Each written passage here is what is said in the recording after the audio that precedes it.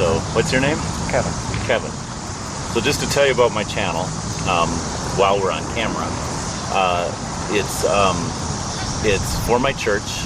I'm trying to show that we can have positive conversations about religion with strangers on the street or in the park or wherever, right? And trying to set a good example for other church people. So I always start with the same question of everyone: what do you think happens after this life? And different people have different ideas about it. Solid ideas, like strong beliefs or doubts. And I'm more interested in the journey, like how did you get to wherever you're at with that. So I'll just ask more questions as we go. That's Sure. all right. So you said Kevin? Yeah. Okay. So what do you think happens after this life? I think we conk out. Lights out? Yeah. End of story? Pretty much, except insofar as how we persist in the minds and the actions of people who know us. Okay. So we leave memories and maybe like a legacy or something? Yeah, I think that I've lost loved ones, and they're physically gone, but they still resonate in my mind, and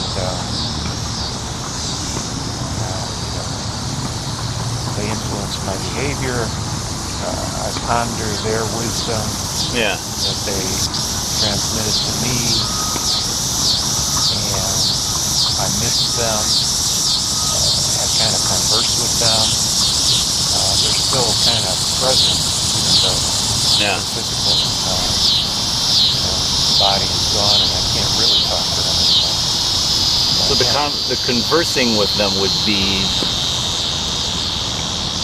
Would it be like, do you feel like conversation is two-way, right? But unfortunately, it's more one-way than two-way. Yeah. And so I'm taking from that maybe the conversation, if there is a two-way, it's with their past. Like what would they say? Exactly. Yeah, I think so. Yeah. And I think we kind of get an understanding of other people, and we kind of know how they would react. Like, we can be in a place that's beautiful, and we know that person will dig it too. Yeah. Or we know we're experiencing like a person who has a real kind of perverse personality trait, and we know that our loved one, deceased, would probably, appreciate that perversity in a similar way that we would have. I mean, everyone thinks differently in different ways, so we can benefit from that. Mm-hmm. And I think I would agree. There's definitely, as a Christian, obviously, I believe there's more to it than that. But the memories we leave behind and the legacies, it can affect generations to come.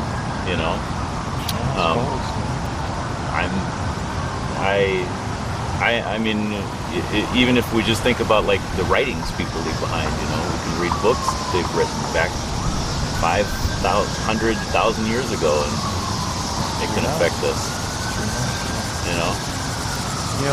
This year during COVID, I read War and Peace by Tolstoy, and it was very interesting because he has a lot of thoughts about war and human behavior and how destructive it is, and he wonders, why is this pointless stuff occurring? Yeah. And that was more than 200 years ago, and yet we're still doing the same pointless stuff. Yeah. We have this book, we have this wisdom, we have these guys who were thinking about these things a long time ago. Yep. I think we've progressed somewhat. I think that Tolstoy's leaving behind of this book is really valuable for us because it prompts us to think about these things and how the world could be better, how we could treat each other better. Yeah. But yet, there are these cycles that humans are locked into. And I think a lot about that. I think a lot about why we think it's a zero-sum game all the Yeah. time. Like Yeah. why we think that when you get a little advantage, then that must mean that I don't have that advantage. Yeah. Why must we always be competing with each other? And I think about human society in the longer term too, and how before we came to be so dominant, we had these common dangers like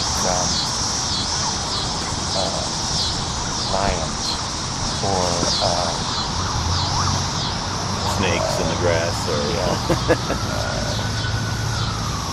poisonous snakes. Yeah.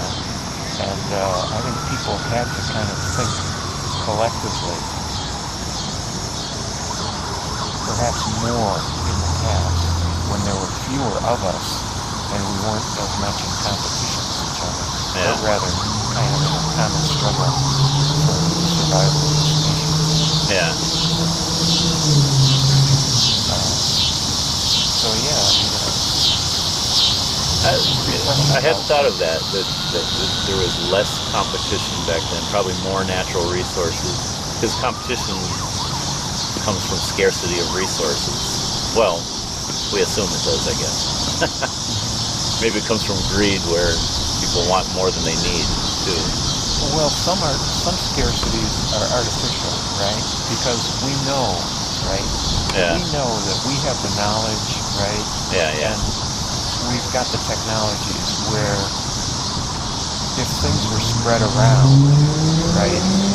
Yeah. Tremendous stuff for us, right? Yeah. But then there's that part of us that wants to be better than the next guy and have more than the next guy. Yeah, I think some of those appetites are artificially induced. Yeah. Where do you think that comes from? Like, that's a great question. I mean, obviously, the obvious first answer is capitalism, but then, you can ask, like, well, why did humans invent capitalism? Why did humans have the need to have this acquisitive kind of thing? And in part, it works. It's great to have trade. And way back in the day, there were these advantages to trade. You got access to things that you didn't have in your own locality, and you got access to knowledge that other people had that you didn't have, and you could exchange them, and that was kind of mutually beneficial.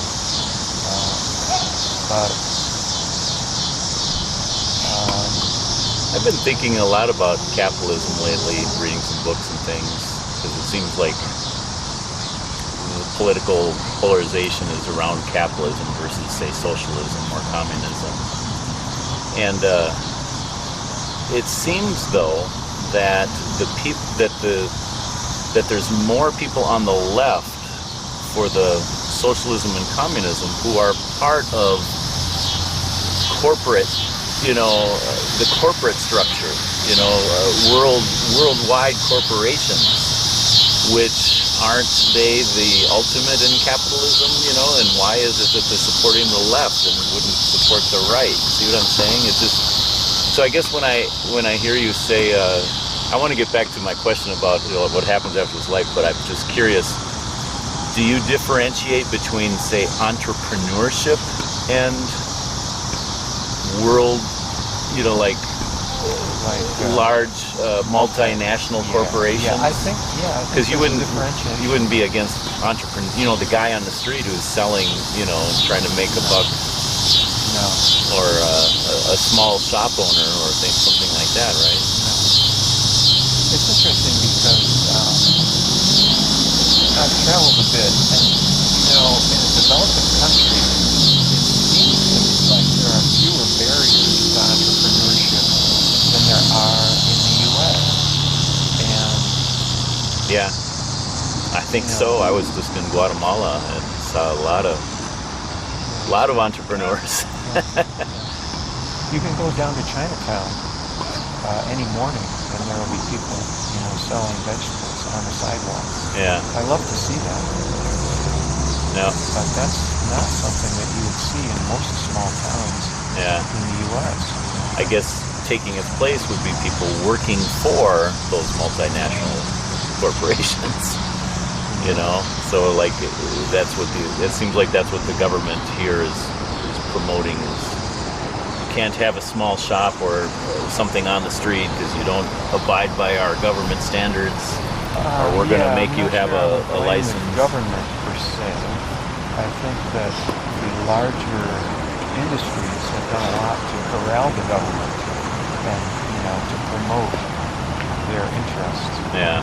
So monopolies tend to be able to take over a lot of the government's narrative, some of the policies. Yeah. I don't understand, for example, why Jeff Bezos, Bill Gates, Warren Buffett pay so little in terms of tax. That's mind-blowing to me. I don't think we should have billionaires.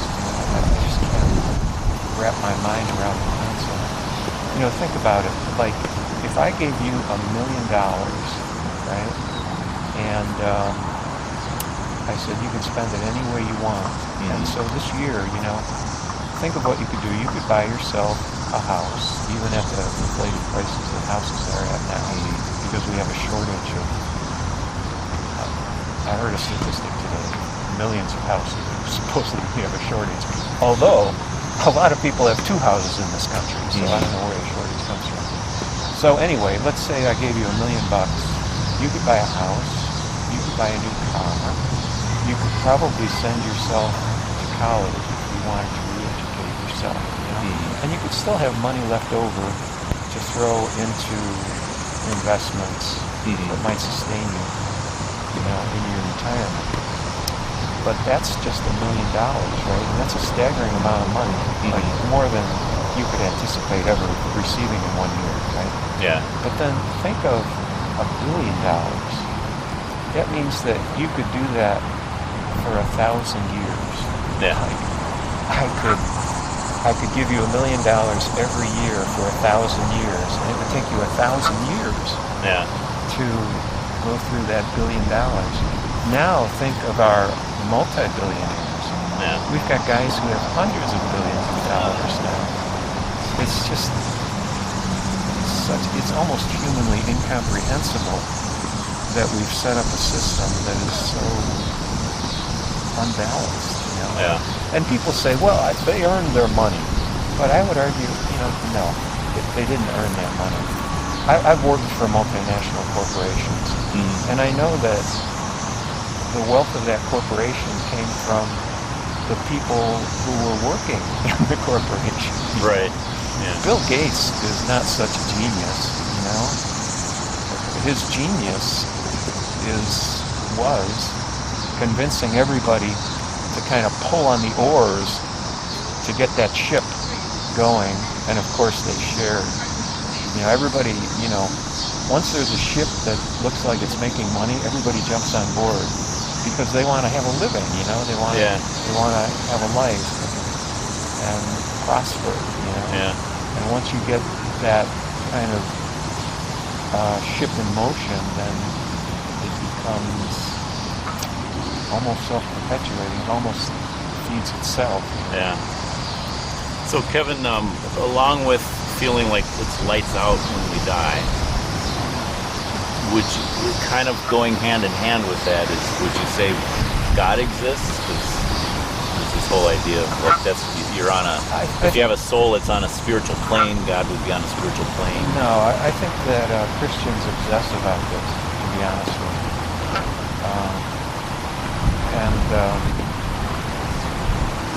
I was raised in a Christian tradition, but I find it oppressive, to be honest. People have constructed a lot of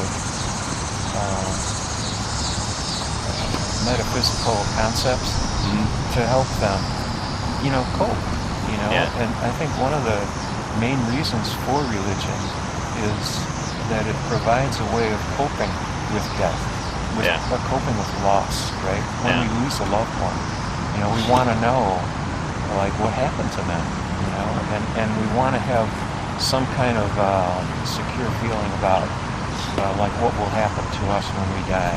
Yeah. So we construct concepts, and some of the concepts I think have some validity, or have some use in that they help us get through life, right? Yeah. We're all trying to get from one end of life to the other with as much comfort and pleasure and meaning as we can, and with as little pain, suffering, and despair, right? Let's see, where was I going with this? But I think well, I had asked, would you say many- God exists? But you're saying, it sounds like you're saying that it's kind of like a wishful thinking, maybe, on a lot of people's parts. Yeah, I mean,